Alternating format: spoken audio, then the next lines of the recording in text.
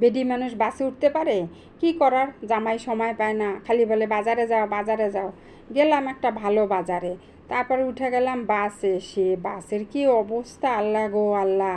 চাপাচাপি, ঠেলাঠেলি, ধাক্কাধাক্কি, তারপরে উঠে গেলাম। আমার হাজব্যান্ড বলছে তুমি সিএনজিতে করে যাবা। বাপরে, সিএনজিতে চলে গেলে 500 টাকা, আসা যাওয়া 500 টাকা লাগবে। কি দরকার, আমি 20 টাকা দিয়ে বাসে করে চলে যাব। নয়তো বাস থেকে নামে সোজাসুজি চলে গেলাম মিষ্টির দোকানে। আমার মেয়েটা এসএসসি পরীক্ষা দিল, মেয়েটারে মিষ্টি খাওয়াই নেই। মিষ্টি না খাওয়াইলে হয়? A+ পায় নাই তো কী হয়েছে, তাই বলে কি মিষ্টি খাওয়াবো না? তাই চলে গেলাম মিষ্টির দোকানে। প্রথমেই এই তো মিষ্টির দোকানে ঢুকে দেখেন মিষ্টির কত দাম। বাপরে বাপ, দাম শুনে তো আমার একেবারে ভয়ে চিপ মারেছে। জামাই দিছে কয়টা টাকা বাজার করার লইগা, হ্যাঁ মিষ্টির দাম শুনেই ভয় লাগছে। তারপরে তো কিছু করার নাই, তাও কিনতে হবে। পরে লোককে বললাম যে একটু কম টম রাখেন। বলছে না আপা, মিষ্টির দাম কম হবে না। আমি কেন, মিষ্টির দাম এত বেশি কেন? বলছে কালকে রেজাল্ট বের হয়েছে, এসএসসি পরীক্ষা দিয়ে রেজাল্ট বের হয়েছে, আর আজকে মিষ্টির দাম কম নেব? আজ আমাদের 4-5 দিন মিষ্টির দাম চড়া দামে চলবে। আমি কি তাই বলি এত দাম? এই মিষ্টি আমরা কিনতাম 400 টাকা, সেই জায়গায় মিষ্টি 450 টাকা, 50 টাকা করে কেজিতে বাড়াই দিচ্ছেন। এটা আবার কেমন কথা? এক পর্যায়ে লোকদের সাথে অনেক কথাই বলা হয়েছে। পরে চুপ মারিয়া রয়েছে, কই থাক, আমার প্রয়োজন এখন তো আমার নিতেই হবে, ওই লোকদের কথা শুনলে হবে না। আর ওদেরও এখন বেচা কিনা ভালো হচ্ছে, আর এত ভিড় হচ্ছে, আমি তো ফাঁকে ফাঁকে একটু একটু করে ভিডিও নিয়েছি। কিন্তু কথা হলো যে পিছন দিয়ে অনেক লোক দাঁড়াই রয়েছে। আর একটা সমস্যা, মোবাইল বাইর করে একটু ভিডিও করলে মানুষ এমনভাবে তাকিয়ে থাকে, মনে হয় যে কতকাল আমাকে দেখে নাই, মনে হয় জঙ্গল থেকে একটা জীবজন্তুর উঠে আসছে। পরে আমার পাশাপাশি আর একটা লোক দেখি, সেও আবার টুস মারে আবার দেখি যে আবার একটু ভিডিও করছে, একটু ছবি তুলছে। তখন আমি মনে মনে বললাম যে ও, উনি মনে হয় আমার মতো। কিছু আর বললাম না, পরে মিষ্টি নিয়ে সোজা বেরিয়ে চলে আসলাম।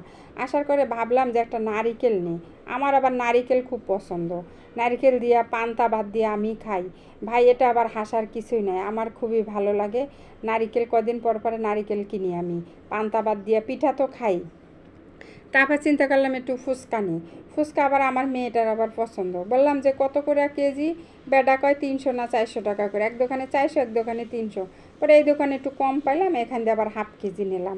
অল্প কটা টাকা দিছে, বুঝেন না, এখন তো সব কিছু মিলামিশে আমার সব কিছু নেওয়া লাগবে। তা নাহলে তো জামাই এবার টাকার হিসাব চাইবে যে কী করলা এতগুলো টাকা নিয়ে।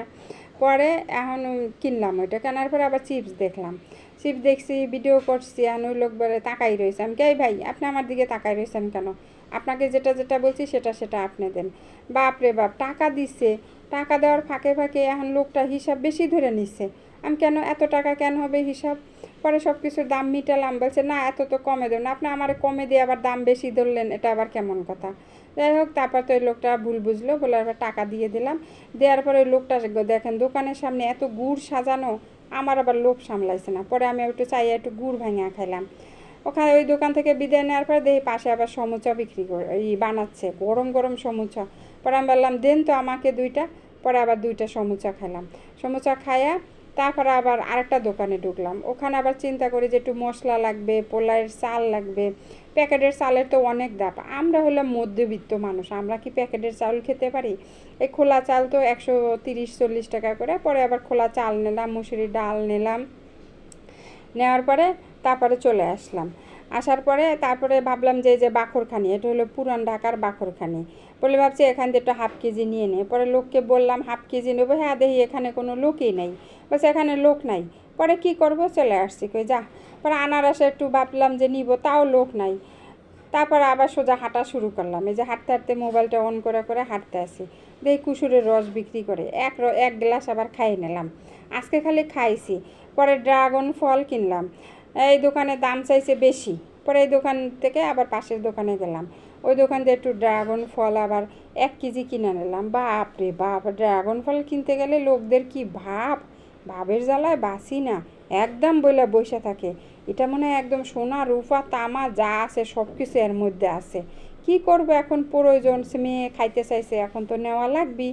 পরে এই যে 1 কেজি নিলাম, 3টাতে 1.5 কেজি উঠে গেছে। দেখেন কত বড় বড় ড্রাগন ফল। পরে সোজা বাসে উঠে চলে আসলাম। এই যে দেখেন বাসে উঠলাম, আর কিছু কিনলাম না, অনেক কিছু কিনা ফেলছি।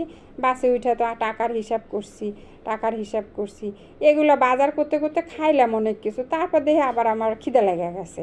কি যে খিদা লাগে রে বোন! আর বাইরে প্রচুর গরম, গরমের শেষ নাই। বাসায় এসে মেয়েরে বললাম আমার একটু পান্তা ভাত দে। পান্তা ভাত আছে না, এই যে খাওয়া শুরু করলাম। বিদায় নিলাম, আল্লাহ হাফেজ।